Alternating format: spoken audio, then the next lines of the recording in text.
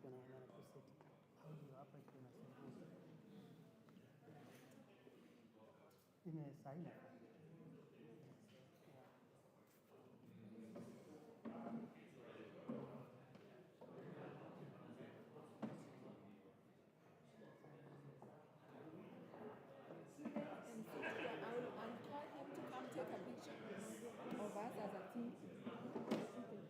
Hello.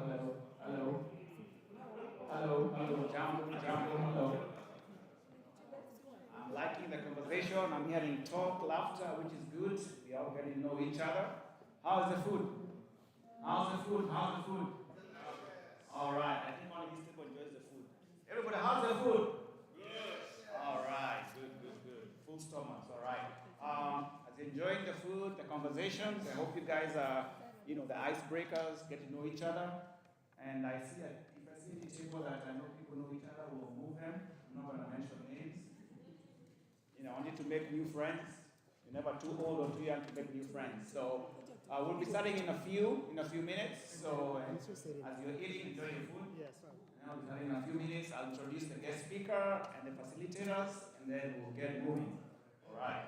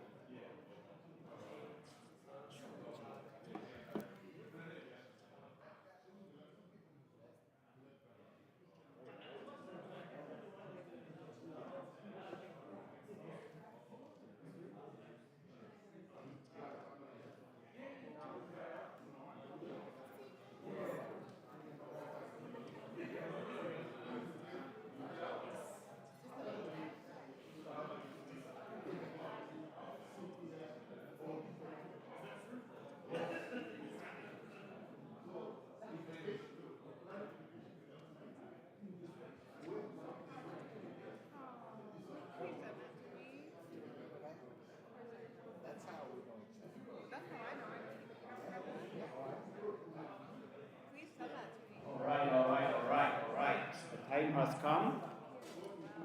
Hello.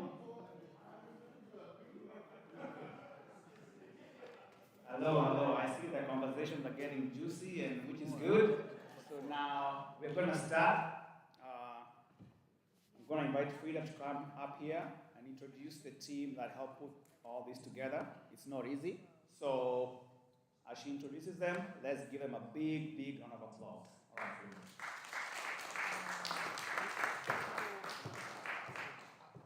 Good afternoon, everybody. Hello, wave if you can hear me. Okay, thank you so much, Robert. Let's clap for our MC. He's doing a great job. I don't have a speech because this is our men's event and we wanted to make sure that it's all about you. We want you guys to be the main character in the play. So you're going to be all about you, the young men here, and Robert is going to introduce the speaker and also the facilitators, but I have the privilege to introduce our team. And by our team, also it means anyone who has been helping us. It can be a staff member, a volunteer, and and those who have been a part of this journey. So I'm really honored and I'm grateful to God. It is not easy to do what we do at that Glimpse of Africa, and because we are small, but we do too much. As you will see, my team will share flyers over there that are about our programming. There is home buyer class coming up. There is also a class on 31st where you get certified as a person who can cook, and you'll be able to do commercial cooking. We have a program that shows everything that we do. We have so many flyers over there, even for our navigation, Ready by 5 and National Care. So they'll take those flyers and share on the tables all of them. And for now, I wanted to also introduce our Arabic interpreter, Zakaria. He's over there. In case anybody comes in and they need Arabic interpretation, we know some people RSVP'd and said they needed it. And also, of course, we have Dr. Mohammed here too. He's a facilitator, but he also speaks Arabic. We did not receive other language requests, but in case anyone needs Kinyarwanda or French, we have one of our team members here, Yves. He's going to support with that. So if anyone comes and needs those languages, we are happy to do. And of course, we are like 4 of us who speak Swahili here. So if there's any need for Swahili, is it 5? Yes. I mean, Swahili is so popular. So in case someone comes and needs Swahili interpretation or interpretation, let me know. I know Pastor Banza will be correcting me because he speaks Tanzanian Swahili. But it's all good, it's Swahili. So that is what, if that happens, please feel free to ask for support. They have a headset that you can wear in your ear and they'll be able to speak. And if no language is needed, then it's fine. We just keep going. So I would like to introduce my team from right here, Jael. You want to come on stage and say hi? I will let them say hi and their names and what they do. My team from right here. Hello, my name is Jael Mararu. I am a navigator at the Glimpse of Africa. You're all welcome. Thank you.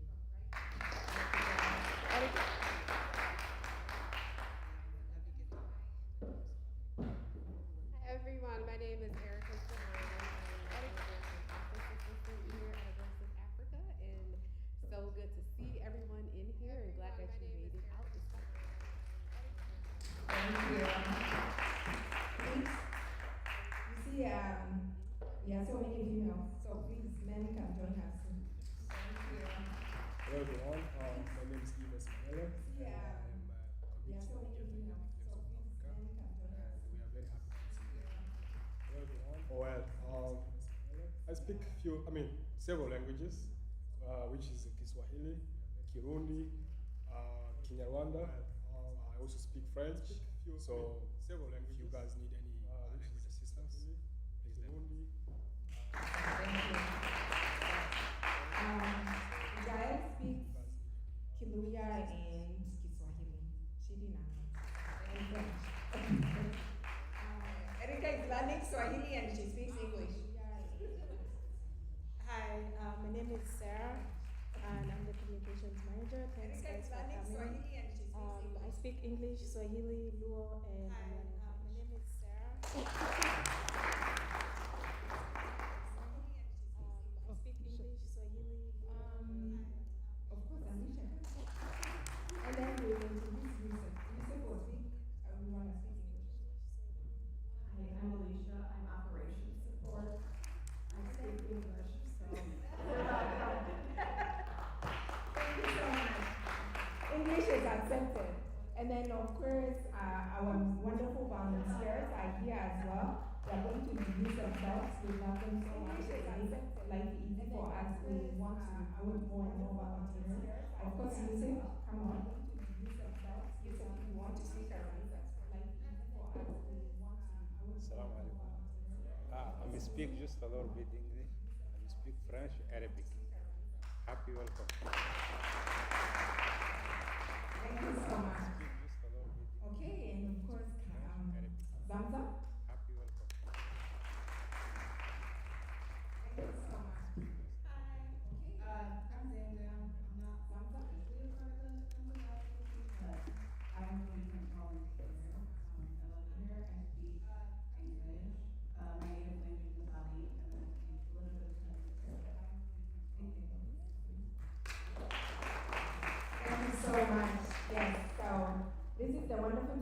that made this possible. Please, if each one of you guys kindly can grab a pile of flyers, they 6 sets, and then give each to the people seated on the tables. Kindly check them out. They are very, very meaningful. They have a lot of details about what we do. We won't take a lot of your time to introduce our programs. We have 7 programs that you're going to see a flyer, and then all the events that are going to happen. And we are going to ask you guys to sign up for the men's series. It's going to be a series. So today is the first day of the many sessions to come. On your registration form, you'll see we asked you if you're coming to the rest. So you'll get a flyer, keep it in your bag. Also, there are some beautiful bags in front of you. Those are yours to take home. They are some small things inside. God bless you all. Have a wonderful time. I look forward to our speaker coming, but I will let Robert do the introduction for him. Let's clap for the Glimpse of Africa team. Thank you, Frida. Let's give Frida a big round of applause. She got a lot. So thank you, Frida. Thank you. All right, I guess, are we ready? All right, if you haven't gotten food, please don't be shy. A lot of food. We're gonna go for a second round, feel free. So, man, question, why are we all here? Feel free. Why are we here? So, man, I hope you know why we're here. Why are we here? Anybody shout, yell, why are we here? Men's health. Mental men's health. Right? Especially being in this cold state. It's not easy. So we're here to have a good time. It's a one-on-one conversation. It's talk. Think of it as in a football game or soccer game. And you're talking, so don't be shy. Don't have a good time. Be free. It's a safe space. So I'm going to start introducing our guest speaker today. He's here to help us navigate through this topic, and he brings a lot of knowledge and experience. So his name is Spencer Bachman. Hope I pronounced that right. Good. He's a mental health therapist with the Everlight Therapy Group. So his name is a community mental health therapist who focuses on multi-ethnic and transracial families. He brings extensive experience working with people of color, including immigrants, refugees, and adopted youth. The cultural identity and belonging challenges they often face. So let's give a big round of applause for Spencer. Thank you. And also, we have group facilitators in each table, and I'm going to introduce them one at a time. And when I call your name, just stand up, wave, right, so we can all see you. We're going to start with Dr. Shima Wima.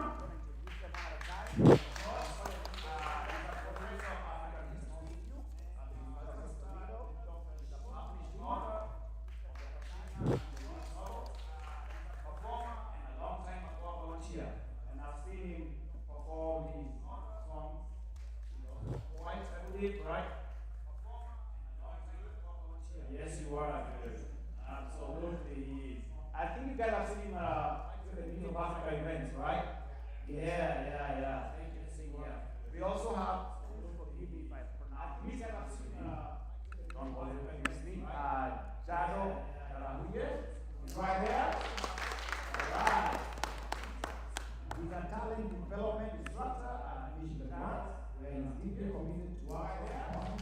He's also an active advocate and a certified mental health first aid instructor. Thank you. Welcome. Third, we have Dr. John Mondi. He's right here. A round of applause. After a good behavior, we have Dr. John Mondi. He's a senior pastor at the African Community Fellowship Church in Grand Rapids. He's a respected community leader. His work focuses on the intersection of faith, culture, and healing. Thank you.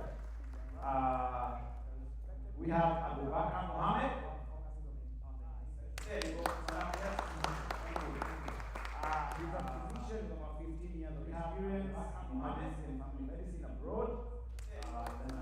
He's here for a degree certified doctor in the US. we have Reverend Dongo Pini right there. Big round of applause. He's the Executive Director of American Integrated Care, Dongo Operation right there, providing applause. We have Pastor Frank Machumu right here. He's a pastor at the Pentecostal Church and currently studying Christian family therapy. Welcome.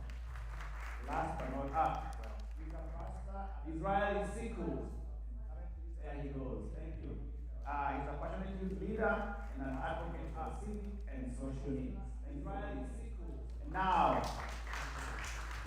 we go to the youth group discussion facility. We have Sean Dollar. Sean, now, there you go. Big round of applause for Sean. We go to the senior in high school. Looking forward to facilitating Sean Dollar and Sean discussion. He enjoys time friends and family. He's excited about the future. As he focuses on college and life after high school. I've known him since he was in high school. Proud to see you, Sean. We have Daniel Jingo, Elsa right? All right. The first generation Nigerian, Daniel is deeply passionate about youth matters. He enjoys staying active and is committed to giving back to the community. Welcome. And then last but not least, Steven. Where is Steven here? And then last but not least, not here. Well, let's clap for him in our center. He's a mental health advocate and an entrepreneur who believes in the unity of African people. Those are all our facilitators. Let's give them a round of applause. It's gonna be fun, right? Open this. So, here at the table, our facilitator, make sure it's gonna be fun. Hello. Okay. Can you hear me?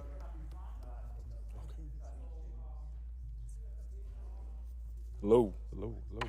Honestly, I have a loud enough voice where I can probably just talk like this anyway, but we'll wait for the mic. How's everybody doing today? Good. Honestly, I have a loud enough voice where I can probably just talk like this anyway, but we'll wait. How's everybody doing today? Good. Honestly, I have a loud enough voice. Thank you. I'm going to hand it over to the main speaker. Welcome. Thank you. Glad to be here, folks. How's everybody doing? Good. All right, well, first and foremost, before we even get started with this talk, I think it's important that as us men of color, we all give ourselves a huge round of applause for just showing up today, because that's big, right? It's really big. It's a heavy topic. So, Sarah, just to the main one that has me on it. That sounds really conceited, but I don't mean it like that. I promise.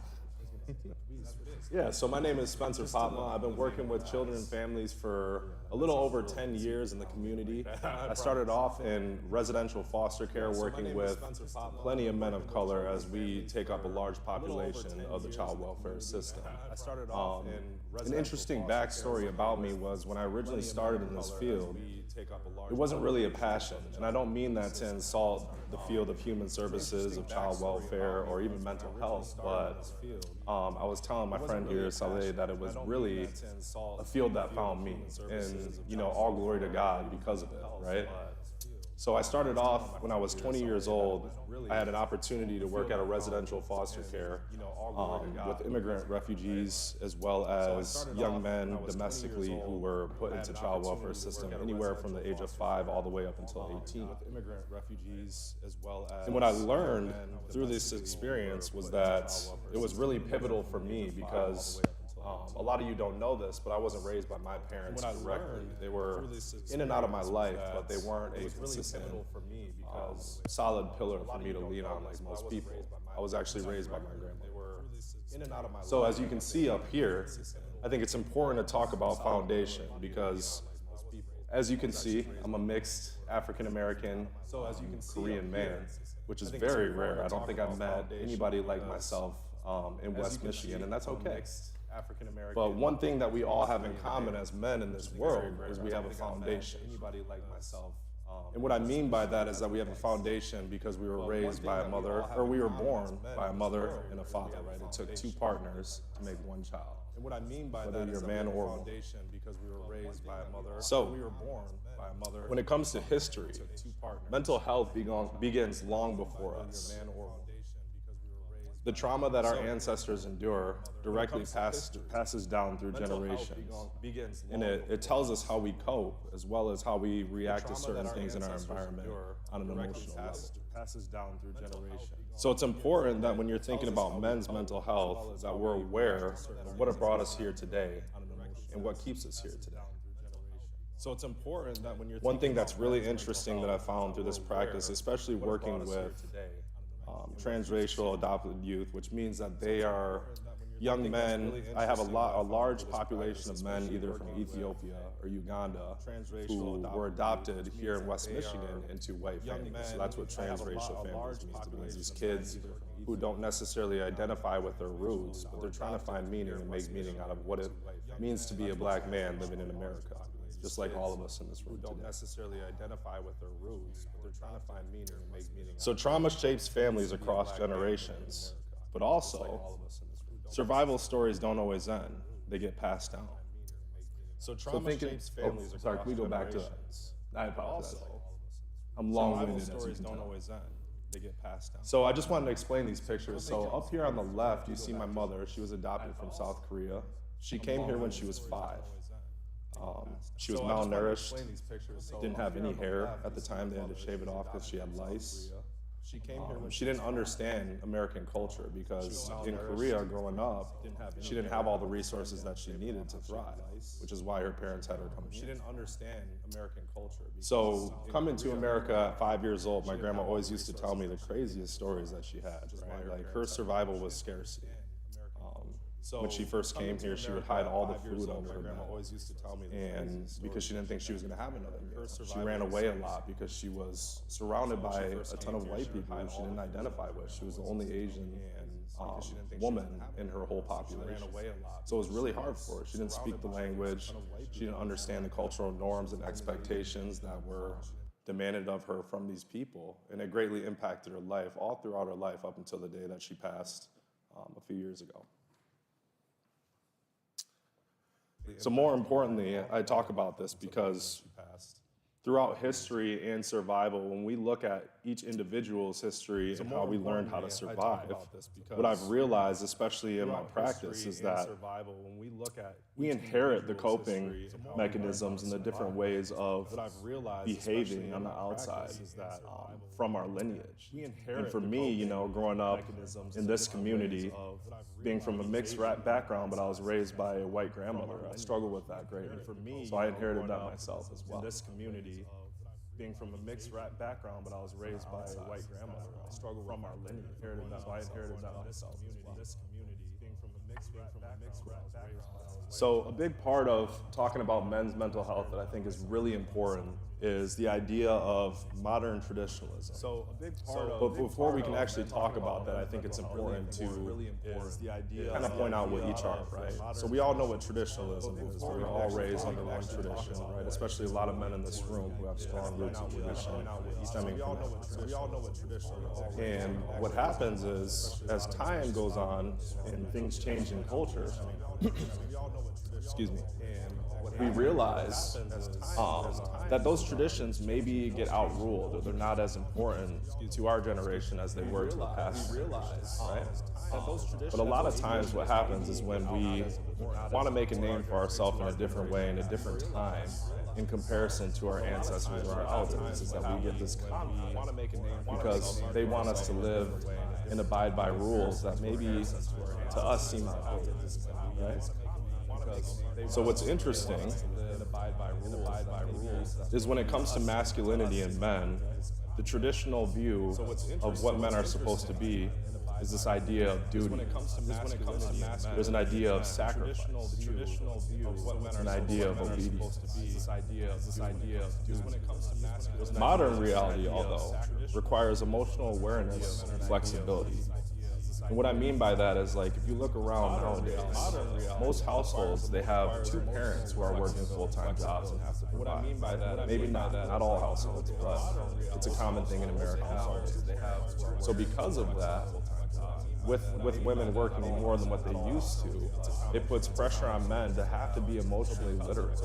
We have to understand, you know, when the woman goes away from the home, if that's the case, how do we interact with our kids in a way that's emotionally safe as well as physically safe, spiritually safe, etc. How do we interact with our kids in a way that's safe? A lot of second generation Americans are also navigating two systems. I found this a lot working through a lot of therapy with a lot of transracial youth is that they have these expectations that they adopted from their home country, but now coming here maybe into a more Americanized and modernized views, they have this tension, this conflict that they constantly battle between. Because they want to be acceptable as well as respected in their original culture, but they're also trying to fit in here. So it kind of creates that dichotomy, right? And you even see that, I mean, I can take it for myself, like growing up, I think it was really confusing being a black man, but sounding like this and having no touch to my Asian roots, right? Like, a lot of people were like, who are you? Where are you from? Why are you here? Right? So the one thing that I want you to think as we move on throughout this presentation is the idea that success can create pressure, just as heavy as struggle. So being a man also, there's this idea that we should feel guilty for resting or saying no. Or choosing differently with our past, right? And I think even for successful black men or black men, we carry a lot of family expectations, a lot of pressure that people want us to abide by, or at least black men. We carry a lot of family expectations, a lot of pressure. So that brings us to the weights of strength and independence. Boys are taught to handle things alone. They're taught that strength is a responsibility. It's not rest. It's not taking a break. It's not taking time to pause and think about our body. It's go, go, go. We stay resilient, and we'll get what we want, right? But what happens when we get what we want and we're there? What does our body do? How does our nervous system react? What happens when we get what we want and we're there? In all reality, there's a lot of barriers for black and immigrant men. I think you all know that, right? This could be because of systemic oppression that came from slavery, from segregation, apartheid. The list goes on, right? So, like I was saying in the last slide, success can bring that emotional burden because generations before us didn't have the same success that we were bestowed upon in our own lives. But what I'm here to talk about today is that, and I think you've all realized it as we've been going throughout this event, eating together and talking, is that success in strong independence, it doesn't happen without support, without talking about our own lived experiences, because we're all experts of our own lived experiences, and they all look different and who's held by without talking about our own lived experiences. So growth requires community. And I thought it was really important to put that quote up there. Nearly 22% of black adults reported moderate to severe psychological distress, and U.S.-born black adults showed higher levels than non-U.S. black adults, showing how stress varies with environment and social context. And what that means to me is that, you know, even for a second-generation American who isn't necessarily fully connected to their original cultural context, there's an idea of traditionalism that maybe lacks. And we maybe identify more with what America's culture is called as black culture is. Traditionalism that maybe lacks. We maybe identify more with what America's culture is called as black culture.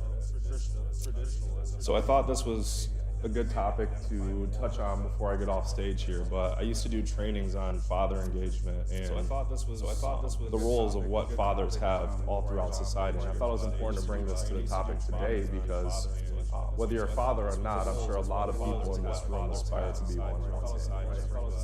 So the 4 P's of fathering are we provide, protect, we praise, and we play. Now, what's interesting is if you don't have one of these 4 Ps, the statistics are outrageous with what can happen with black men in America, right? We see higher incarceration rates for kids under the age of 18 years old. We also see that if, kids don't have the 4 Ps with fathering, a lot of times that they're more likely to have kids younger, or they don't accomplish getting a GED when they're supposed to. All these different things that allow us to be successful with kids. So I talk about all this to say that, like, even if you're not a father, but you are a black man, it's all our role and our responsibility to act as a fathering agent to all of each other. And we're doing it today through this group discussion, right? We're allowing each other to protect each other, to provide information for each other, to praise what we share together. Maybe not the play part, but it's essential too, for sure. So I say all this to say that support isn't weakness. Connection strengthens resilience. And community helps men grow. So I say all this to say that support isn't weakness. Another interesting statistics, I love numbers because I feel like that gives the raw, tangible data that people need. But black Americans have a significantly lower average life expectancy compared with the U.S. overall. About 74 years compared to 78.4 years. And black men in particular have one of the shortest life expectations of any major racial group in the U.S. So when we tie that back to the last statistic on that last slide, when we talked about psychological distress and how we handle it as a community and as individuals, I think it speaks a lot louder to our lineage.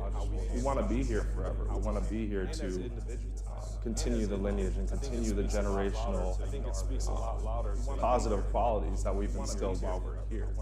So that's why it's important that we all come together in this room and discuss these things about our own lived experiences, as well as just the importance of what we've been through and how that contributes to where we want to go in the future. Just the importance of what we've been through, how that contributes to where we want to, how that contributes to where we want to go.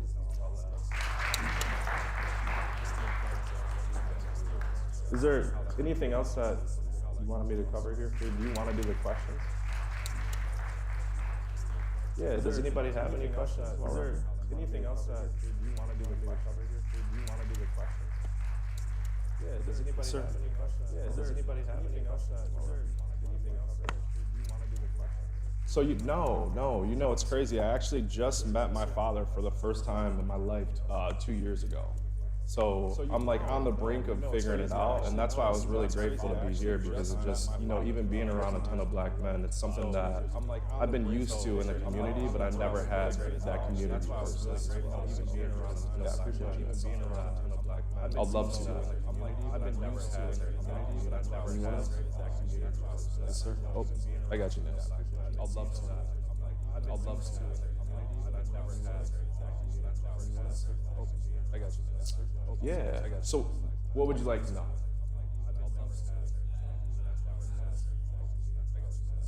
Yeah. So, what would you like to know? So, what would you like to know?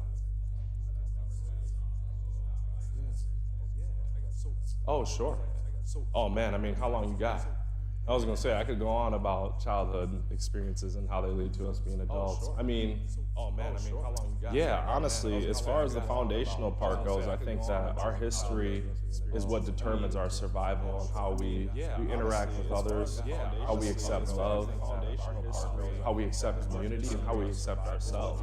So I mean, even thinking about my foundation, growing up in such an unorthodox family dynamic, I think a lot of the healing that I had later on in life, and to be able to even become a therapist, came from understanding my foundation, right? Asking those questions about what my mother's belief was, as well as asking my father about where he came from and how things happened the way they did, to be for him not being, evident in my life. So I think foundation is huge because it brings understanding and meaning to our journey. If we don't understand what the generations had gone through before us, it's really hard to understand what we're going through today and why we react to certain things. Does that make sense? Is there something else you want me to cover? Does that make sense? what the generations. Does that make sense? Is there something else you want me to cover? Yeah. Is there something else you want me to cover? Oh man, I had a lot of struggles. I think the biggest one was, for me, was like relational closeness, right? I think that because I was abandoned by my father at such a young age, there was this idea that I couldn't let anybody close to me. You know, it was uncomfortable to be up close and personal with people and talk about the things that I've been through. I didn't want to address it. And I appreciate you bringing that up as well, because through all that, I think I had this ideal where it was like an idea of, I internalized the oppression toward myself. So it was this idea of like, well, I don't need a man in my life, right? Like, I don't care about my dad, like, it didn't affect me. And I think as I carried that all throughout life, it actually appeared on the outside as anger and sadness. So, you know, growing up, I had all sorts of issues. I was in the streets for a long time. I'd been to jail probably 3 times before the time I turned 18. I was on probation for 6 years. You know, I had a lot of trouble and trials and tribulations that I had to go through just to make it here. And that's why I really say all glory to God, because, you know, I tell all my clients and the boys that I work with, I wasn't supposed to be here on this stage. That's why, right? I think all the odds were against me.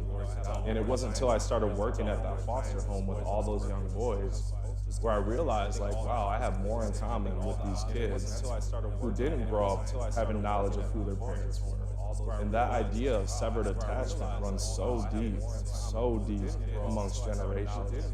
You know, the same way it did for my mother not having the connection to her roots. She was always running from the fact that she didn't belong, that she didn't understand. So, I mean, yeah, a lot, for sure. I had to do a lot of therapy myself, and I still go to therapy as a mental health therapist today. I always tell people I can't be a hypocrite in my practice, right? I have certain things that trigger me from my childhood, you know, or even talking to my father to this day. There are things that trigger me with anger and sadness that I have to process on my own so that I don't pass that down to my 5-year-old son. There are things that trigger me with anger. Oh, is it okay? I was going to say he said that. So that I don't pass that down to my 5-year-old son. Is it okay? I was gonna say he said that. Is it okay? I was gonna say he said that. Is it okay? I was gonna say he said that. Is it okay? I was gonna say he said that. Is it okay? I was gonna say he said that. That sort of idea of is it okay? I was gonna say he said that. Is it okay? I was gonna say he said that. we're supposed to keep it together. What am I doing at times? So that's the one breaking down. But again, this is the conference that we have. But for you to be dealt this, or because not just as a man, as an adult man, but also because you do this professionally. So people almost, I'm assuming that the average person almost expects you to have the answers in your pocket.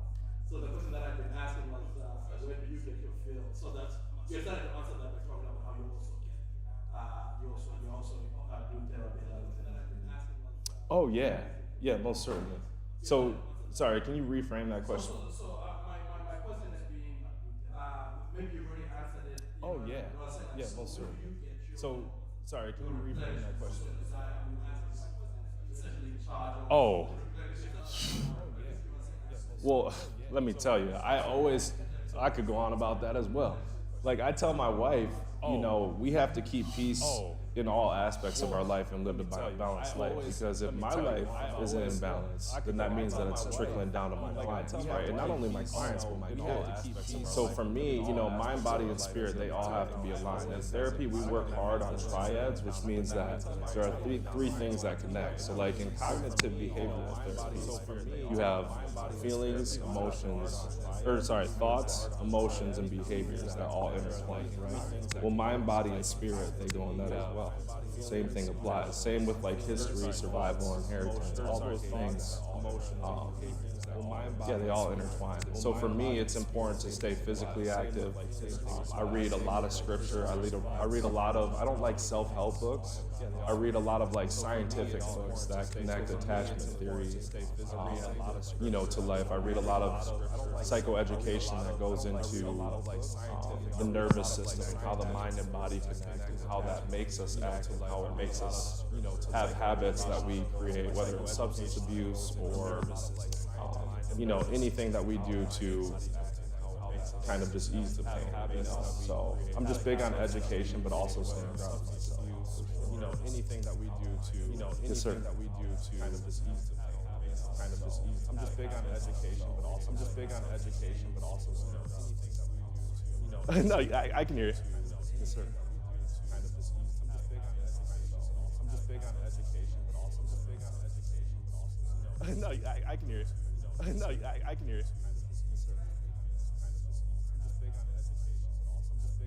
Yeah, so how does emotional suppression show up in men? No, I can hear you.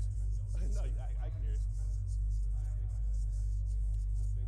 you. Yeah, so I'll answer the first one for you and then I'll touch on the second one, okay? So emotional suppression, it shows up. The best way to explain it is like I was explaining that triangle with feelings, thoughts, and behaviors, right?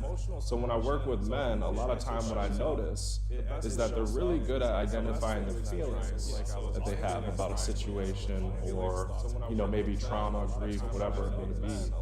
And they have a really good idea of what their behaviors are in reaction to those situations, right? But often, the part of that triangle that's missing from men is the thought part. Because we're taught to go, go, go, we work as hard as we can. We don't think about these things. We don't talk about these things. We don't acknowledge them on the outside.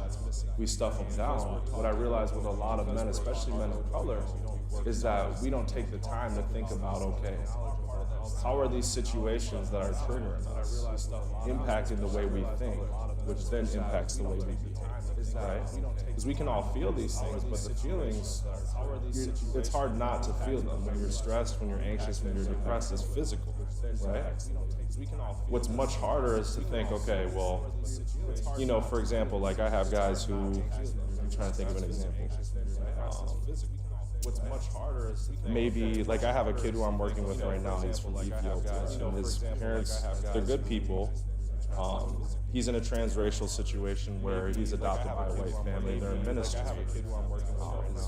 But they kind of, they like neglect his culture in a sense. I don't know how to say that. They omit it, right? And so he can tell me, well, I feel really angry, I feel really sad about this, right? And his behaviors toward it is he shuts down to his parents. But when I ask him, well, what's the subconscious automatic thought that your body gives you? And your mom tells you, I don't want to talk about this. I don't want to discuss these things. He'll look at me blank. And it's because a lot of men are told, you can feel whatever you want to, but don't act out on it, right? You can feel this type of way, but when you want to talk to me about those feelings and the thoughts behind those feelings, I don't want to hear that. Just keep pushing. Does that make sense? So I think the thought aspect of like, what are our deeper thoughts and how do they impact our mental health, a lot of men kind of push to the side. Because I work with a lot of women too, and it's interesting.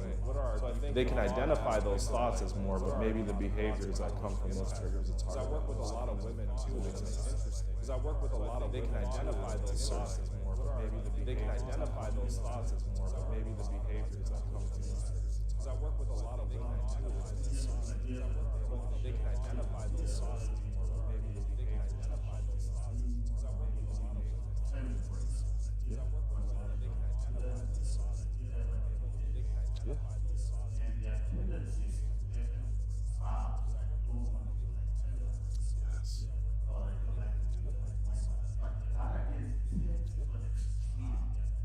and what always you exercise in terms of finding the balance of really standing in this right thing, you don't want to and yet what always do as positive as it is, my away again comes the right thing. Yes. I think it's exactly that. I think positive and negatives coexist in us all, right? And I was just talking to Saleh about this, or sorry, I was talking to my guy about this. Apologize if I mispronounced, but I think it's exactly that. I think positive and negatives coexist in every life situation. And I think that's what people come to therapy for, is that when they come to therapy, their feelings, their thoughts, their behaviors, they're all negative, right? But within those situations, there's a lot of positive that could be identified in those situations. So it's all about perspective versus reality and how we look at life, right? Because, you know, even some of my hardest hardships that I've been through, like the ones that I explained to you folks today at the beginning of the speech, I look at it all as positive, right? If I didn't go through all these trials and tribulations, if I didn't have my parents in my life the way that I did, if I didn't have my grandmother who was different from me but was one of understanding, I wouldn't be sitting here in front of families, children, adults doing therapy. You know, it's the fact that I went through those things and healed, not only through therapy, but through faith, that I'm able to make meaning of it in a positive way as opposed to allowing it to hold me. Because for many years, I used to think just like that. It's like, I don't want to be like my dad, but I'm over here drinking 5 days a week, right? You know what I mean? Or I'm over here not taking care of my mental or physical health. So the thing is the negativity leads to hypocrisy. Or I'm over here not taking care of my mental or physical health. Or I'm over here not taking care of my mental or physical health. Negativity leads to hypocrisy. The negativity leads to hypocrisy. Or I'm over here not taking care of my mental or physical health. I'm over here not taking care of my mental or physical health. The negativity leads to hypocrisy. I'm over here not taking care of my mental or physical health. I'm over here not taking care of my mental or physical health. Jim Crow laws, just to kind of fast forward now to the year 2026, having politically, you know, obviously with DEI, all the opportunities that kind of are set up in a way for specifically people of color and to advance all our success and greater opportunity. All that we have here in the year 2026. So my curiosity for you is how, in your analysis of the current political landscape and just where we are right now as a country, how do you feel like where we are there in terms of opportunity as Black men and as people of color in general? And I think the reason why it's an important question is because it does impact our mental health, how we perceive opportunity. I think Yes. that if we think of ourselves like, oh, no matter what we do, there's always a ceiling that we can't reach, then it can affect our self-esteem and maybe how we feel that way. So I'm just curious about your perspective. Yeah, I think that directly ties into that idea of internalized oppression, right? Like when we go through these oppressive, because you got to look at it like I went to school for social work at U of M, and that was the greatest experience for me because what we did, we studied cross-cultural context under nation system. So when you look at America, first and foremost, Black is not the norm. It never has been. Our rights and our ideas and our way of living were supposed to be suppressed, right? And now we're in this time period, like you said, where things have become more modern and we do have more opportunities, but that ideal still does exist, right? Black is not the norm. For example, I went to a wedding maybe a couple months ago, and I stood for my buddy he's a white dude, good dude, and walking into the room, one of my buddies was a construction worker wearing the same suit and tie as I was. And so I walk in and I'm the only guy of color in there. And it's interesting because nobody said anything directly that made me feel this way. But what I noticed is that a lot of people kind of wrote me off. They were like, oh, well, you probably hooped back then, but like, what do you do for work now? I'd be like, oh, I'm a therapist. And they're like, what, a massage therapist? And I'm over here like, but my boy next to me, it's like, oh, well, you're probably real successful, right? Like you got, like, I'm sure you got a great job, all these things. So that's that idea, right? It's when we have those interactions in public, it causes us to kind of oppress ourselves and be like, dang, why wasn't I doing this like that? Because I'm different, because it's not normal. And I think that the best way to get past that is by talking about it, right? Calling it out when you see it. It's really interesting. Like I have a big no tolerance philosophy when it comes to those things. And actually, at that wedding that weekend, I spoke up about it because somebody had said something prejudiced that wasn't directed toward me, but had to do with Charlie Kirk. And I stood up to my boy and I was like, dude, that's not cool, man. And I'm like, furthermore, look at how they looked at you when we walked in the room together. Like you can look like a CEO. I own my own business, but nobody looks at me like that. You know what I mean? And I talked to him about it, and I was like, bro, that's not cool. Like, I have to go live an everyday film like this when I'm putting my best effort forward, but I still got to work 10 times harder than you to be known. So I think talking about it to people who look different than you is a big part of it as well, but also the people who identify with you culturally as well. Does that make sense? Yeah, most certainly. Most certainly. Because black is beautiful. Let me tell you that. I'm sorry. I just gotta say that black is beautiful, man. So don't let them ever tell you any different. All right. Black is beautiful. Let me tell you that. I'm sorry. Anybody else? I just gotta say that black is beautiful. I'm sorry. So don't let them. I just gotta say that ever tell you any different. So don't let them ever tell you any different. All right. Anybody else? I just gotta say that black is beautiful. I'm sorry. I just gotta say that black is beautiful. Thank you. Don't let them ever tell you any different. Appreciate it. Thank you. Thank you.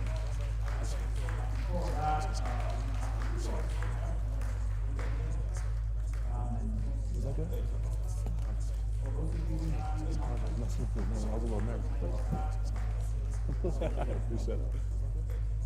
Okay, let's clap for the speaker one more time, please. Thank you.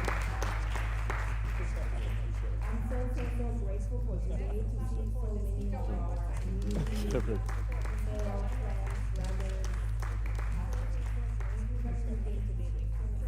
This is the best part of so many people next year and the next month and the next time. Bring more and more brothers, men. So as I continue, I wanted to ask the first person who arrived today. I know it was Mr. Kanu and Robert and Daniel. So I wanted you guys to stand. We clap for you for keeping time. Is that correct? Is that you guys? And for that case, we would like you to grab a gift over there. So walk there, grab something that you like. There's wonderful food and everything. So please grab. Go get. Everybody will get someone at some point to go there. And then I wanted to hear how many here are high schoolers or okay, Sean and then Santos. Can you guys stand? And any other young person in their teens? May I please see all the teenagers or high schoolers stand? Arafia? Okay, let's clap for these high school team members because they did great. Please go grab a gift. They did great to come. Okay, so we just want to encourage you guys to keep joining us. Do quick. Don't try to decide to do quick.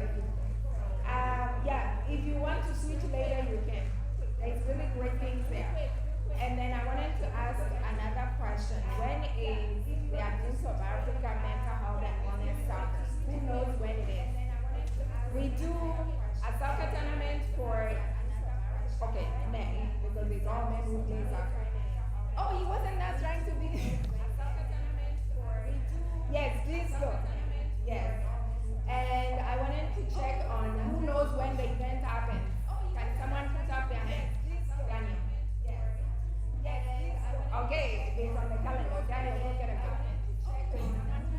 Okay, and then I wanted to ask, I just want to give a shout out. If I say your country, you really scream loud. And then I wanted to ask, I think the battery is low. Okay, I'll say DRC Congo. All right, Kenya. Okay, Morocco. DRC Congo. All right. Kenya. Yes, Morocco is in the house. All right. Kenya. All right, Somalia. Okay. Morocco. Sierra Leone. You guys yell. Somalia. Okay. Okay, America. You guys yell. Okay, Liberia. Okay, America.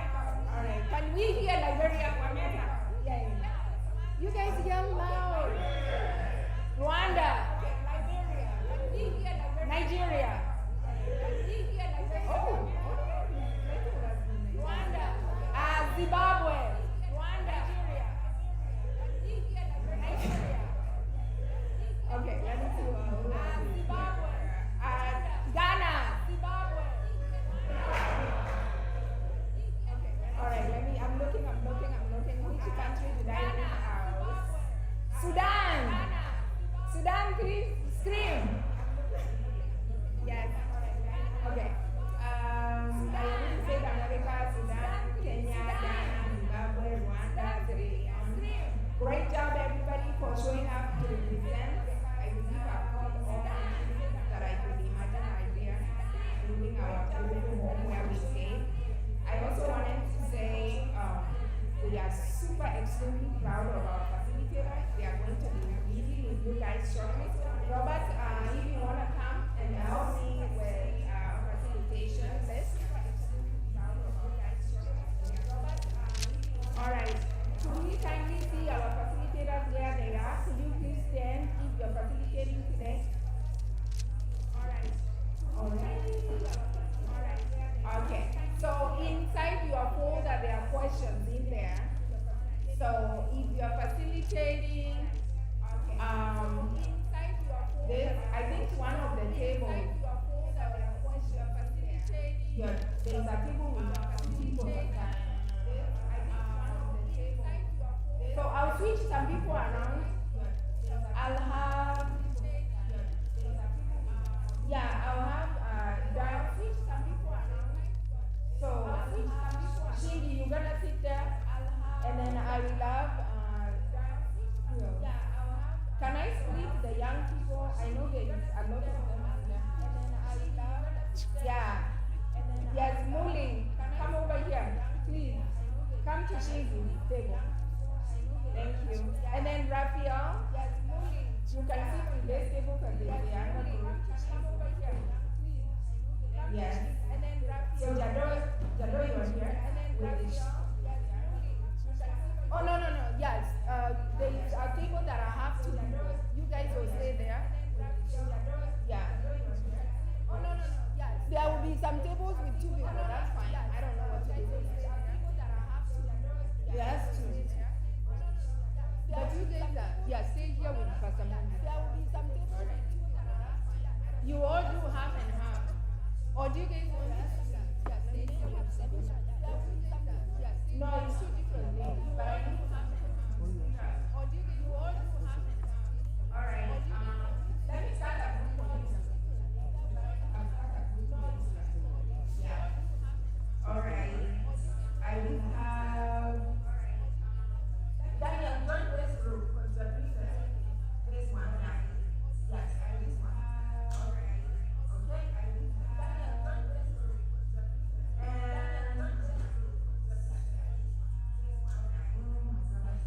And Dr. Mohammed, come to this table. Yeah. Dr. Mohammed, those two Mark and Kanu, you go join Jado. Yes. Mark and Kanu, you go join Jado. And then Abdul, you want to join Jado? Yes. Abdul. Yes. And then Abdul, yes, there. And then Pastor Bennett, please join Jado. Over there. Pastor Bennett. Yeah.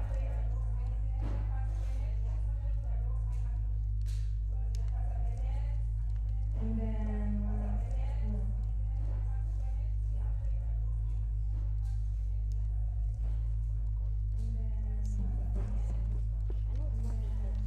Yusuf, you want to come here?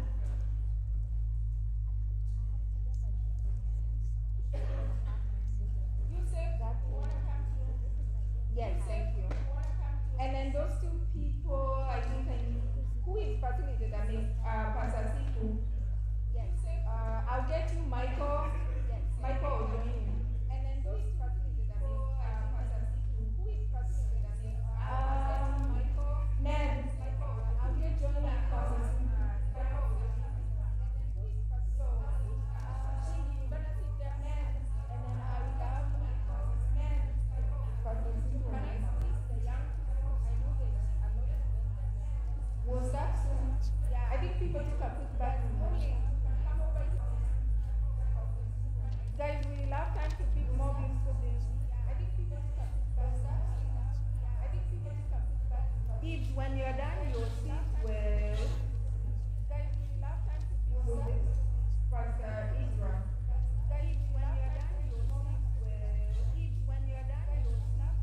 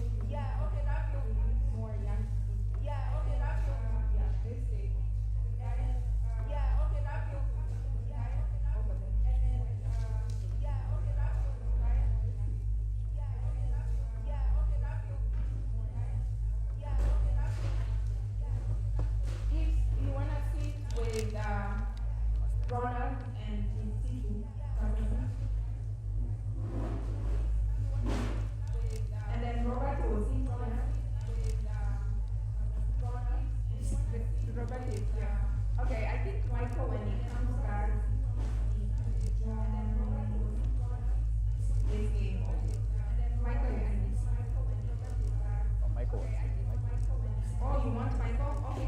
Yeah, Michael, stay here.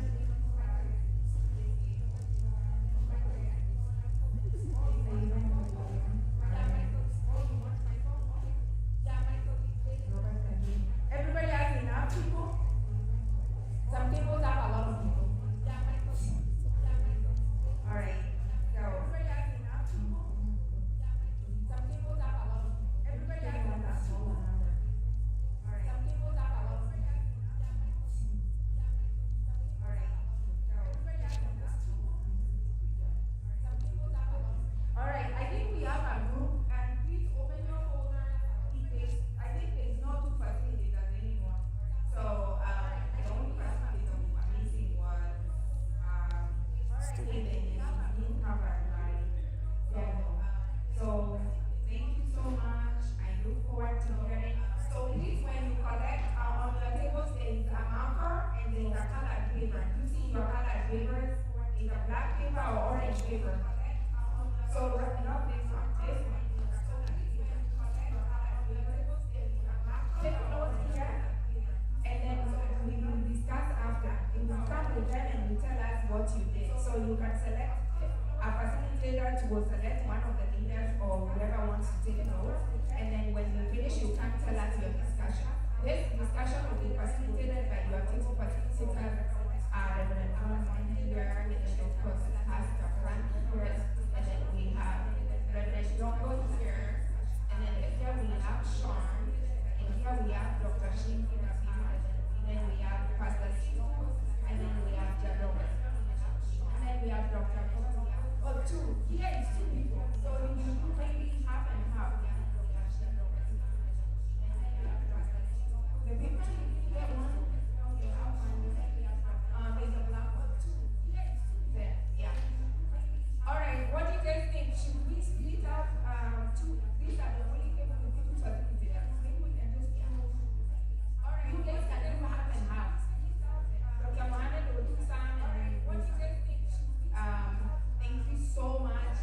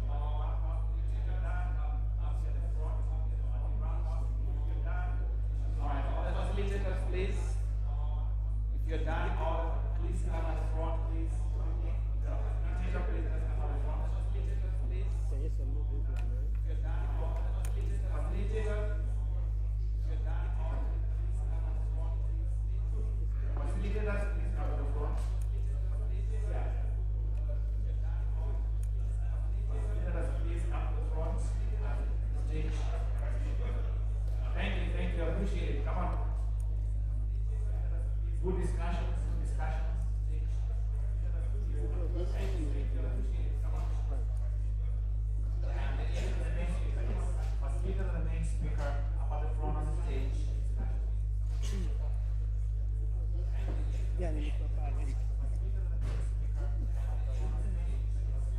for a group picture, please smile. Get close, like you and like each other. Group picture, please smile. Please, for a group picture, please smile. Get close. Then as I get after that, we'll begin the next part of the event where we'll talk. After that session, we'll discuss on the group. Okay. All right. You can just stay there.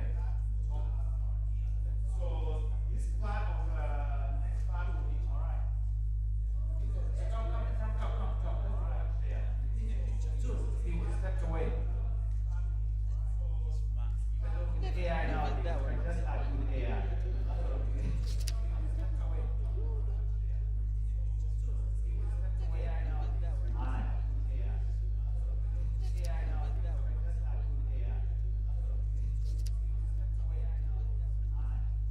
Alright, you can go back to your table and then we'll begin with our table. The facilitator for this table here is on stage.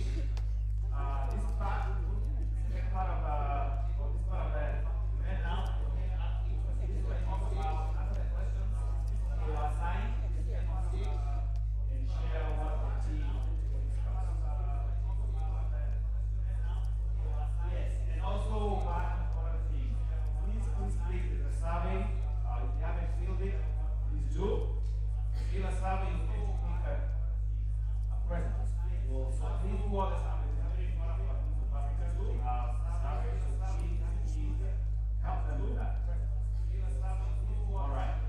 Yes, I think Master Rob, so please stay 1 minute to figure out. All right, Master Rob, we're going to begin with Pastor John Monday for this table. Come and join us. Pastor John Monday. Thank you very much. Personally, number one, what the struggling in life and work.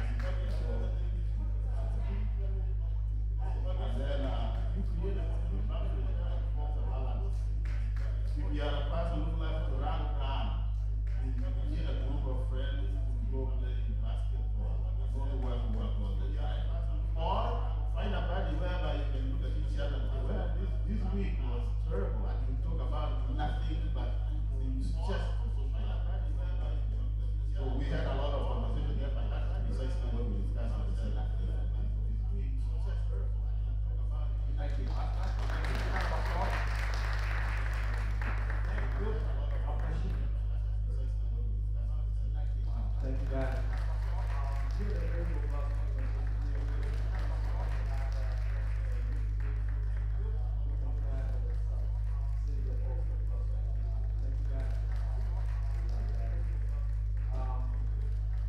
So, and we didn't get all the questions, but the questions were focused on, I hope that answered on the topic of survival. And the first question we were responding to you is some very interesting questions.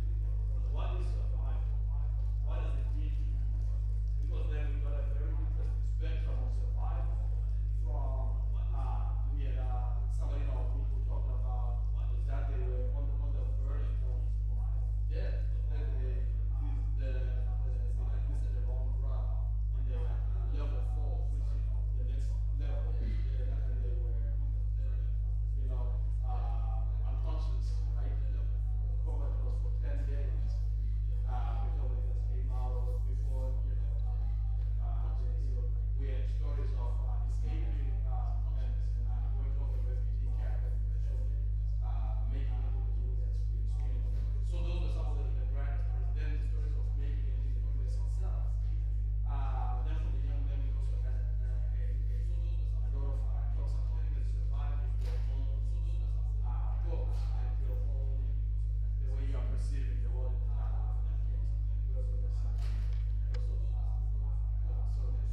Your immediate socio-economic perceiving. So that was very interesting. And from that, we got to talking about why it was that was instrumental in surviving. And I gave the perspective. Of course, we got, grace, right? Actual grace. To say, I survived, people are not doing. But we also spoke about resilience and staying focused and keeping the main thing, the main place. And there's a quick statement that sort of summed up this, which I quote upon from the great Indian rock brother soccer player, the time where he said, we're going to pray like it all depends on God and play like it all depends on us. So the other things we can't control, we're going to pray like that. Then when we play, we know how to do it, we do it all the way. Then the next question we answered also surrounded survival. What are some things that served you well in the past and survival? You know, I had to trace it. And I used to example when I was young, things just don't sound to shut down. A week straight or something like that. But I'm a grown man, I've adopted things that depend on me talking. I have family members who depend on hearing from me. I can't shut down, We spoke, when we spoke a little bit about also, like, if you came up to the neighborhood, maybe you had to prove your machismo early on and not as a few people out. You get older, you can't take that in every space, what are you doing at 25, 30, squaring up at every disagreement. And even give an example of somebody who knows took one punch and knocked and died. Which was the turnaround that even if you are the quote-unquote winner in that fight, now you just kill something. You know what I mean? So these are the sort of things. And Pastor Banda also kind of flipped that question and spoke about the fact that you may have been, you may have been a big dealer before you came to this space. And Mambo Brother King's experiences the sermon also. And you come here, so some of the things that worked to you when you were like, big men around town, wherever you came from, those things don't necessarily work to you. You have to adapt real quick. It's like you were a doctor in another place and they say the Lord told that you would here. Or maybe you were the chief where you're from, and over here you're getting tossed around. You have to adapt real quick and live in another space that you were in. Yeah, so those are some of the things for us. Very fruitful conversation that I hope we can continue. Thank you very much, Dr. Shini. And now, a young table, Sean. Thank you very much, Dr. Shini. And now, thank you very much, Dr. Shini.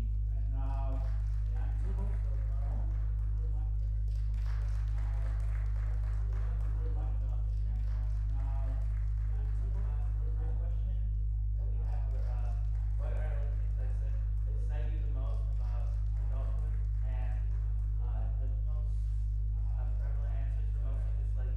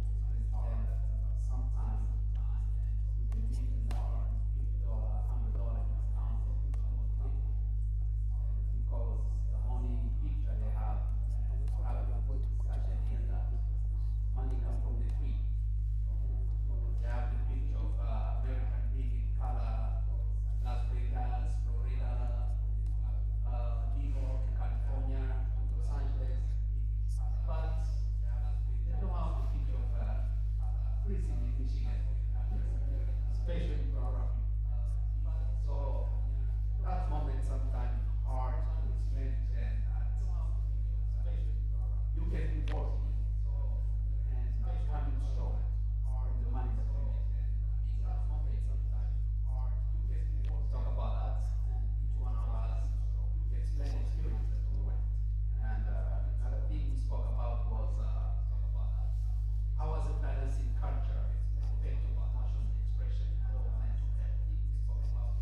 So the main person really talked about this was Miss Vanelli explaining to us the experience that being raised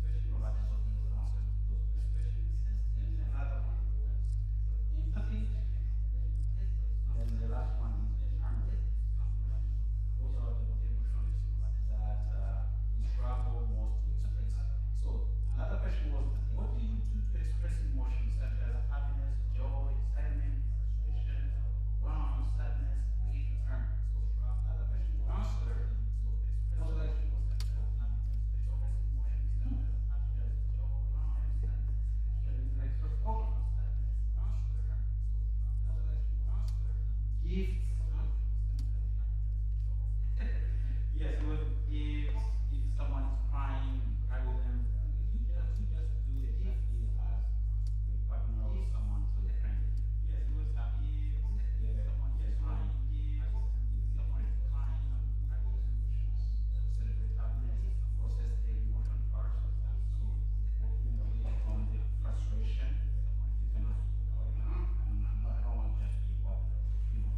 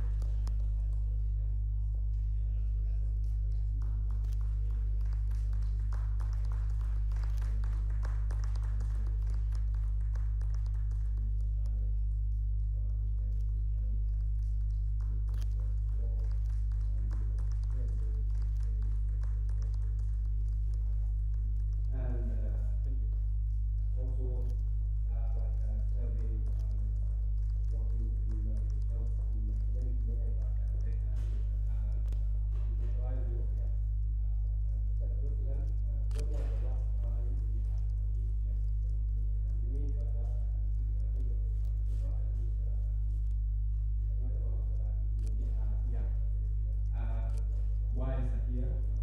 Why not legal or legal from institution to why is it here? Why is it here? For people for any health problem like hypertension, diabetes.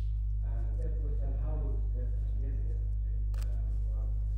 Also, that we have one of the most important things in health and as a part of the position of many politicians that we even have. And also, I asked a question, what the one is trying to do that ignore, like, how they find peace and stress and this lifestyle. Like, I of heart problems,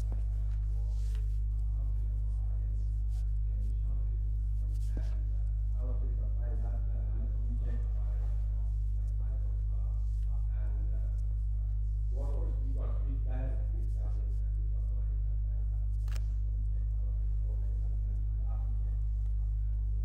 speak about the physical effects of and finally, we ask question, what small health service do you use and commit like health like going to gym, having a walk sometimes a week, and having how to avoid stress, how to avoid stress condition, about to get your phone or what one of the whole thing is meditation and relaxation exercise. All through that can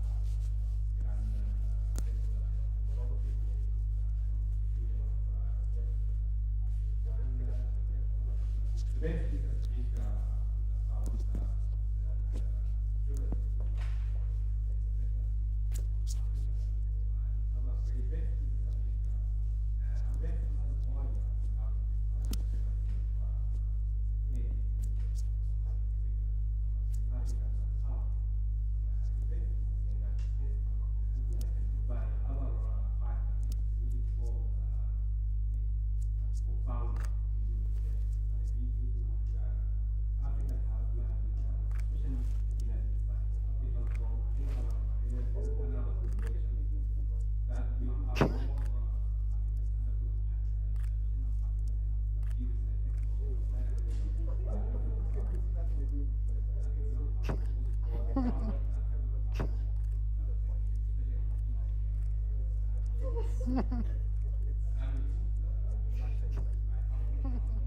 It's a good one.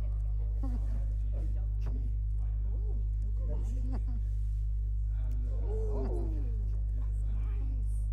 a good one. It's a good one.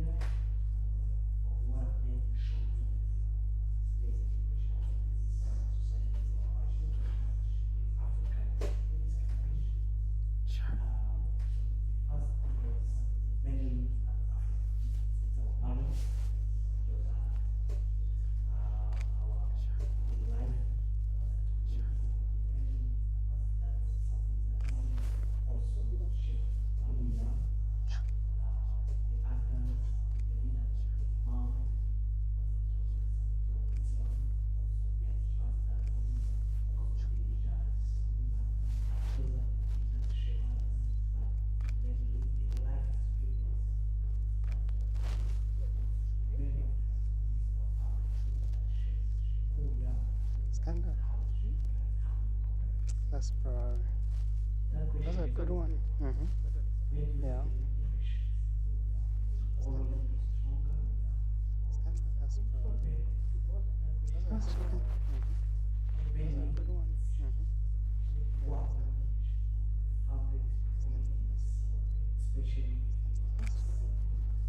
Yeah. Mandazi.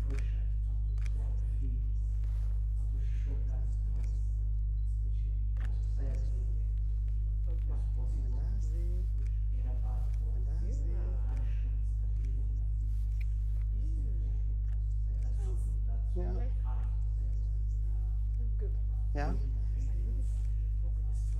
Oh, you do? Thank you. Thank you. Yeah. Yeah. Yeah. Oh, you do? Yeah. Those what? You do? Mm. Thank you. Mm-hmm. Oh, it's alright. Nice. Yeah. Yeah. Those what? You do? Yeah. Those what? You do?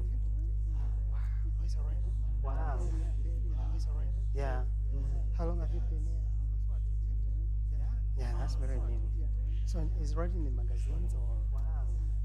It's alright. Yeah. Yeah. How long have you been? Yeah, that's very neat. So it's writing. That's very